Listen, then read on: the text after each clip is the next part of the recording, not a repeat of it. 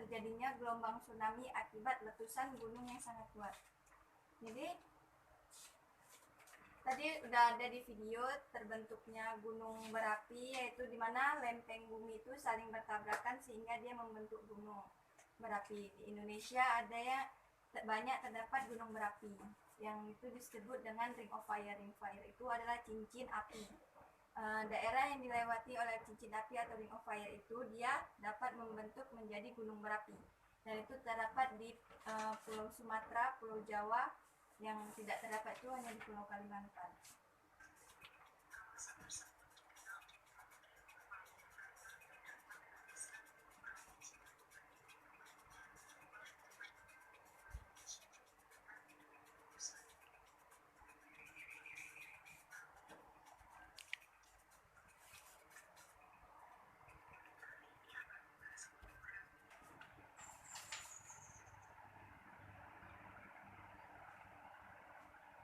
Selanjutnya itu ada taiga yang tersebar di Selandia Baru, yang tersebar di Skandinavia, Rusia Timur, Amerika Utara, Asia Utara yang beriklim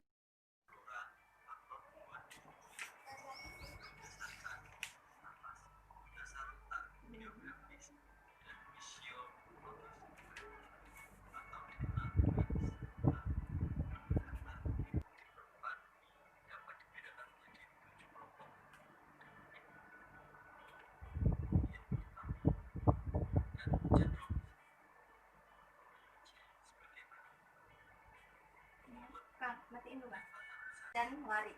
Ini dia, ini contoh tumbuhannya.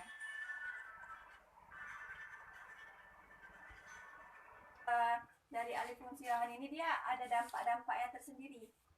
Jadi dampak dari alih fungsi lahan ini yang pertama, berkurangnya lahan pertanian. Seperti kita lihat di sini, ini kan tempat pertanian. Dengan adanya alih fungsi lahan yang tadinya persawahan ditimbun kemudian jadi perumahan, itu dia membuat berkurangnya tempat lahan pertanian. Yang kedua itu menurunnya produksi pangan nasional. Dengan berkurangnya lahan untuk pertanian ini, otomatis produksi pangannya itu juga berkurang. Jadi dia itu dampak negatifnya dari alih fungsi lahan.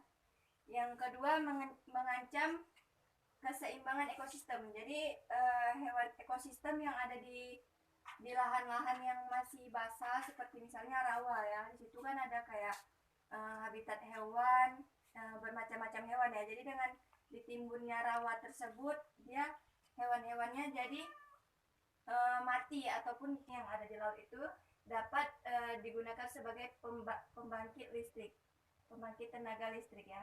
Yang keempat itu ada tempat budidaya ikan, kerang, mutiara, rumput laut dan lain-lain. Jadi di laut juga dimanfaatkan sebagai tempat budidaya ikan. Habis itu kerang, mutiara, rumput laut itu yang banyak digunakan ya, sebagai untuk membuat agar-agar ataupun masker dan sebagainya, obat-obatan juga.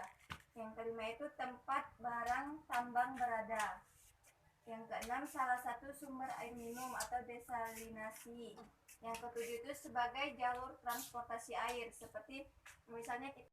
Jadi selain dari fungsi dan pemanfaatan dari laut juga memiliki sumber daya alamnya, yaitu sumber daya alam yang dapat pulih yang ada di laut, yang meliputi hutan bakau, terumbu karang, padang lamun, rumput laut, sumber daya perikanan. Kurang paham, jadi ini saya perlihatkan video tentang siklus hidrologi atau siklus air ya.